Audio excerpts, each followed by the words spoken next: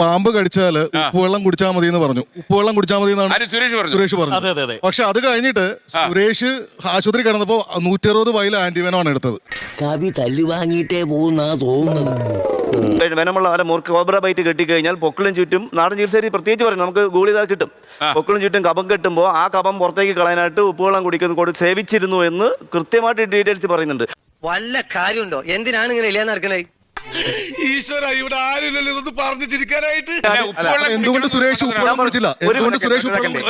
എന്റെ വായിക്കാത്ത കയറിയത് വിടുവിച്ചാലേ ശരിയാവും. ഒരു മിനിറ്റ്, എനിക്ക് ബോധമില്ല സഹോദര, ഞാൻ ബോധമില്ലാണ് ഇവിടുന്ന് പോകുന്നത്. കാറി കയറിയപ്പോൾ എന്റെ ബോധം പോയി. എന്നെ ബോധം എടുത്തോണ്ട് പോകണത് മനസ്സിലായില്ലേ? ചെറിയ വട കൊടുത്ത് വലിയ വട വാങ്ങിച്ചു. ഞാൻ പറയാം, ഈ ബാബ സുരേഷ് ആണ് ഈ ഫോറസ്റ്റ് ഡിപ്പാർട്ട്മെന്റ് ആദ്യ കാലങ്ങളിൽ പാമ്പ് പിടിക്കാൻ എന്നിട്ട് ഈ പകുതി പഠിച്ചിട്ട് പോയ ആളാണ് ഇപ്പൊ മൊത്തം പഠിച്ചു എന്ന് പറഞ്ഞിട്ട് ബാബ സുരേഷിനെ തെറി പറയുന്നത്. ഇതാണ് ഇവിടുത്തെ വ്യവസ്ഥിതി. We are living in a very cruel society. Baba Suresh ഒരിക്കലും ഒരു വനവകുപ്പ് ഉദ്യോഗസ്ഥനെ പാമ്പ് പിടിക്കാനായിട്ട് പഠിപ്പിച്ചിട്ടില്ല. ഇപ്പൊ കിട്ടൂടാ, ഇപ്പൊ കിട്ടും, ഇപ്പൊ ഈശി പൂശോടാ. അത് ആരെയാ പഠിപ്പിക്കുന്നത്? നിങ്ങൾ പഠിച്ചത് എവിടെ നിന്നാണ്?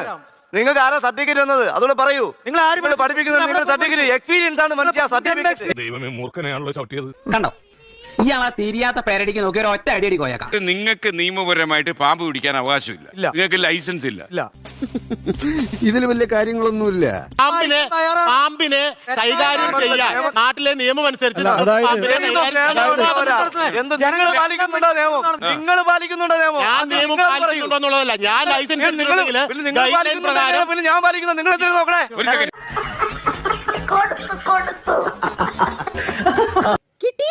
ഇല്ല, ചോദിച്ചു വാങ്ങിച്ച്. നമ്മൾ അവരെ രക്ഷിക്കാനാണ്, നമ്മുടെ പാമ്പിനെ രക്ഷിക്കാനാണ് ചെയ്യുന്നത്. അതിനാണ് നമ്മളൊരു രീതി പറയുന്നത്. നമ്മൾ ലൈസൻസിന്റെ കാര്യമല്ല പറയുന്നത്. നമ്മൾ പറയുന്ന ഒരു രീതി ഉണ്ടല്ലോ, ആ രീതിയിൽ. അതെ, ആ രീതിയിൽ ചെയ്താൽ പോരെ.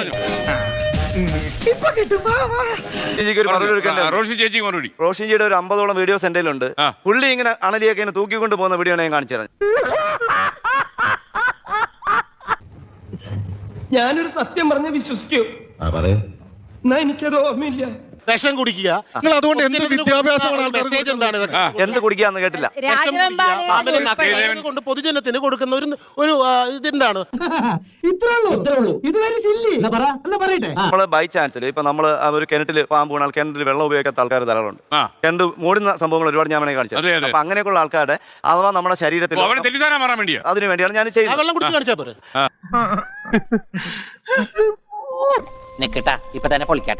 ഈ വനം കൊണ്ട് വെള്ളം കിണറ്റി ഒഴിച്ചിട്ട് കാണിക്കാൻ പറ്റും. വേറൊരു സ്ഥലത്ത് നിന്ന് പിടിക്കുമ്പോ അല്ല വീഡിയോ എടുക്കുമ്പോ കാണിക്കാൻ പറ്റുള്ളൂ. മേലാൽ ഇങ്ങനൊന്നും ചെയ്യില്ല. 5-6 അബദ്ധമൊക്കെ എല്ലാവർക്കും പറ്റേ. ഏറ്റവും കൂടുതൽ കടി മേടിച്ച ആളല്ല ഏറ്റവും നല്ല പാമ്പ് പിടുത്തക്കാരൻ. 25 കൊല്ലമായിട്ട് ഇവിടെ പാമ്പ് പിടിക്കുന്ന ജോചേട്ടനുണ്ട്. ഒരു കടി പോലും ഏറ്റിട്ടില്ല. ഈ കൂട്ടത്തിൽ ഏറ്റവും നല്ല റെസ്ക്യൂർ ആരാണ് എന്ന് ചോദിച്ചാൽ ജോചേട്ടനാണ്. അത്രയും വേണോ? വേണം, കുറച്ച് കടുപ്പത്തിരിക്കട്ടെ. അപ്പൊ നിങ്ങളിപ്പോ ട്രെയിനിങ് കൊടുത്ത് പാമ്പ് കടി കേട്ടവരെയൊക്കെ മോശമെന്നാണ് നിങ്ങൾ പറയുന്നത്. നിങ്ങളിപ്പോ കൊടുത്തവർക്ക് 100 പേർക്ക് 5 വർഷത്തെ കടി കിട്ടി. അവരെയൊക്കെ നിങ്ങൾ എന്ത് ചെയ്യും? അവരെയൊക്കെ നിങ്ങൾ അങ്ങ് അടിച്ചു കേരളത്തിൽ നിന്ന് പോകാൻ പറയോ? കിട്ടിയാ? ഇല്ല, ചോദിച്ചു വാങ്ങിച്ചു. പോവാ.